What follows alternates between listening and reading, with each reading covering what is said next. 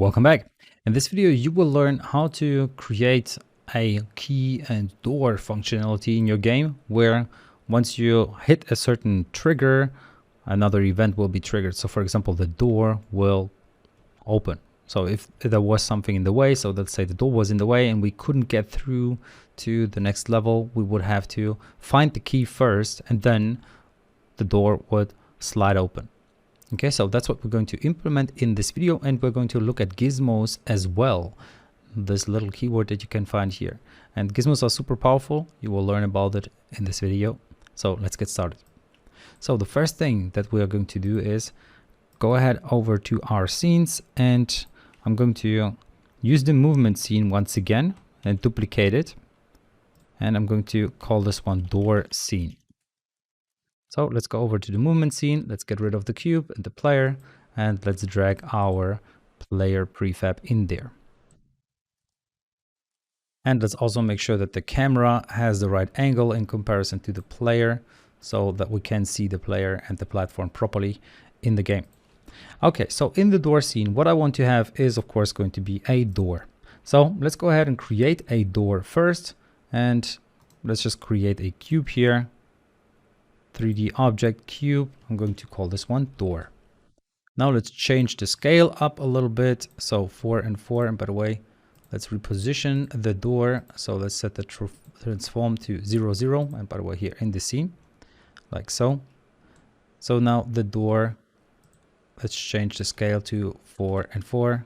Well, maybe not for the Z coordinate, but for the Y coordinate. Okay, something like this.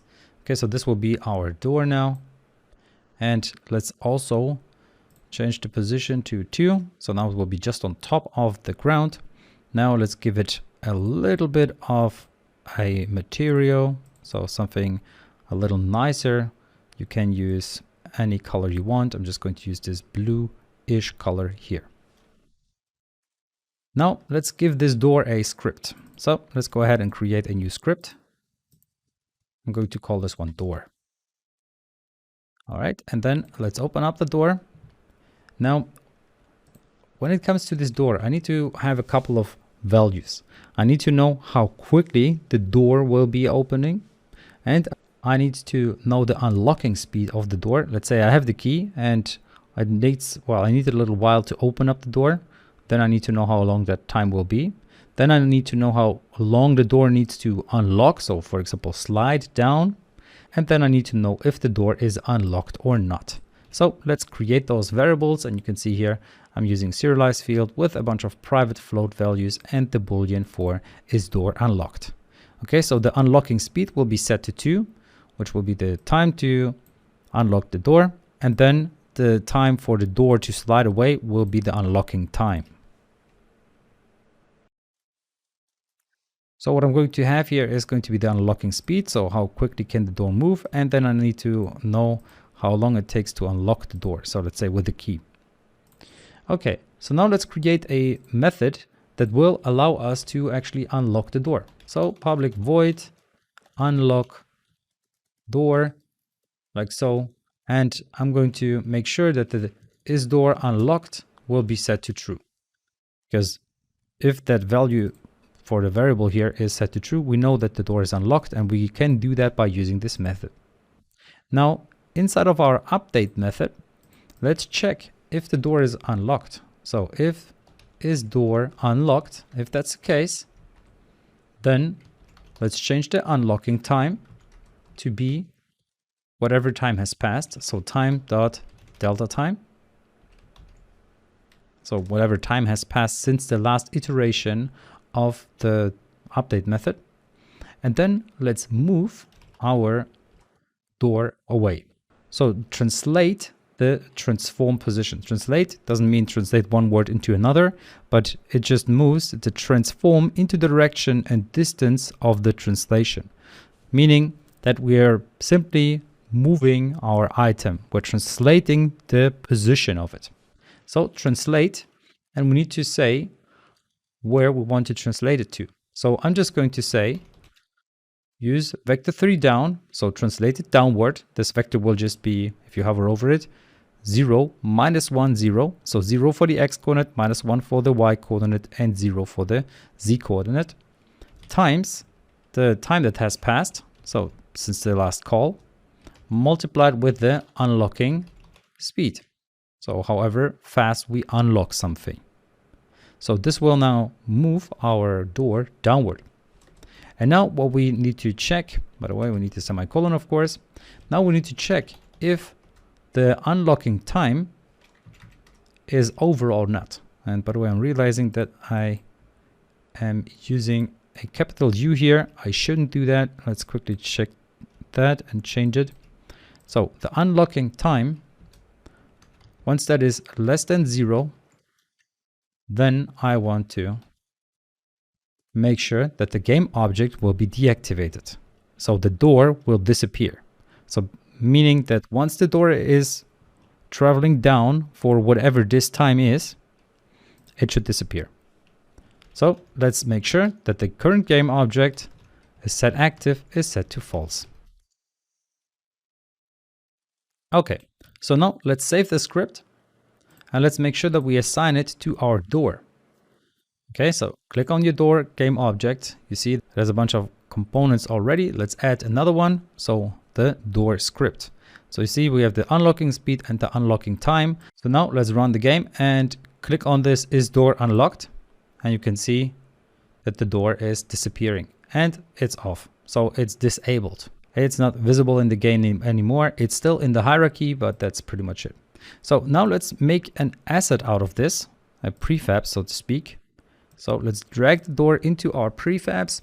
And now we can use this door multiple times. So we can just put it somewhere else as well. And now we can deactivate those doors as we like them and they will disappear.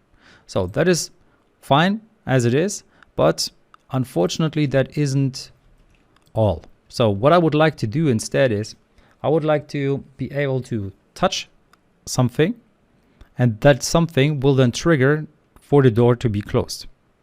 So let's create a key.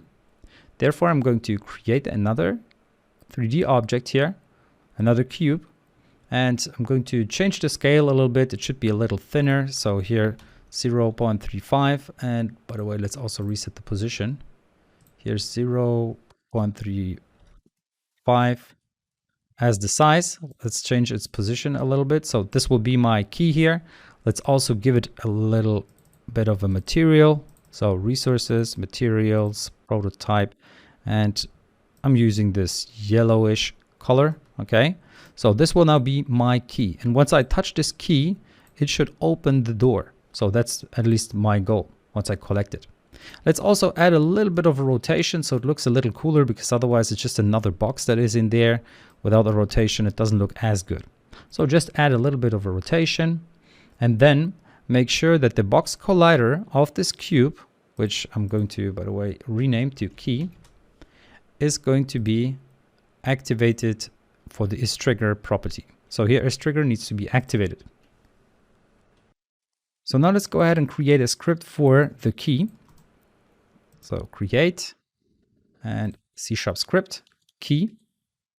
And let's check out the key here. So what is it that we need to know about the key? Well, we want to know which door this key will unlock. And also I'm going to add a little bit of rotation to it. So I want it to rotate. Therefore, I'm going to create these two variables, the door to unlock, which will be a door object.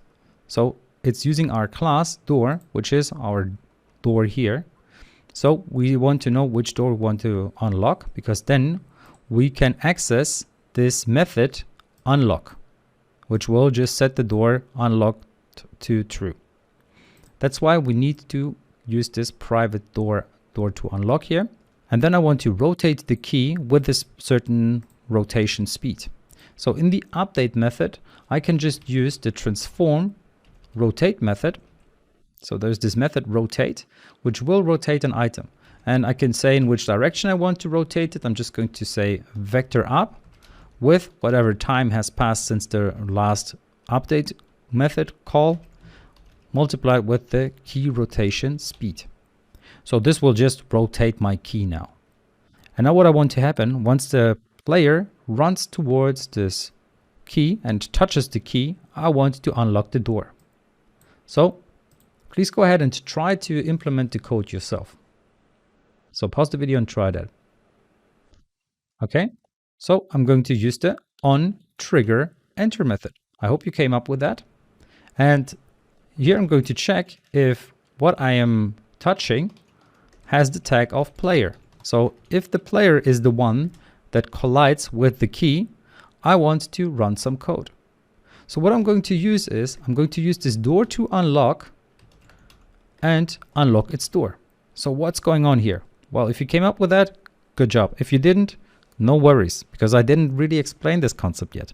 So I wanted you to maybe come up with this yourself. So if you didn't, no problem at all. So here we're using this door to unlock to, as I said, access this method and use this method. So you can see this method is set to public, which is why I can access it. Let's say it was private. I couldn't access it in my keys anymore. So here, unlock door suddenly becomes underlined. So it's an error now, because inside of the door class, I need to make sure that the method that I want to use outside of this class needs to be public. So now I'm making it public and I'm unlocking the door from the keys class. So let's save the script again. And here inside of the keys class, I am actually unlocking the door that I was assigned to. So here that was assigned to me from Unity or inside of Unity in the editor. And then also I want to make sure that the current game object is deactivated. So the key should be deactivated because it doesn't have a purpose anymore. So set active is set to false. Okay, so let's save the script and let's go over to our game, to Unity, and make sure that we have the key scripts that we just created assigned to our key game object. So I'm going to drag that in here. I'm going to set the rotation speed to something like 50. And then I'm going to add a door that I want to unlock. So let's drag the door from our door scene to the key script where the door to unlock needs to be defined.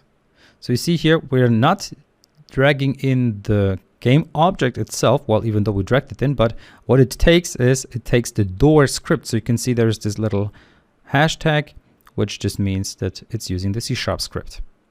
So let's run the game now and let's see how the key will rotate. And you can see the key rotates nicely with a rotation speed of 50. You can change that to, let's say, 100, so it will rotate quicker. And now let's touch it. And you see, once we touched it, the door will unlock. Okay, so while this is great, there is a little bit of a challenge once we have multiple doors with multiple keys and we basically have the situation where, for example, we have not assigned a door to a key, but we don't know that because, well, in our example, we just have 3 game objects. But what if we had 50 game objects and we need to assign something to each of those 50 game objects? Then gizmos come into play and they are very handy. So in the next video, I'm going to show you how to use those gizmos, because I said it would be in this video, but I think it would be a too long video otherwise. So see you in the next video.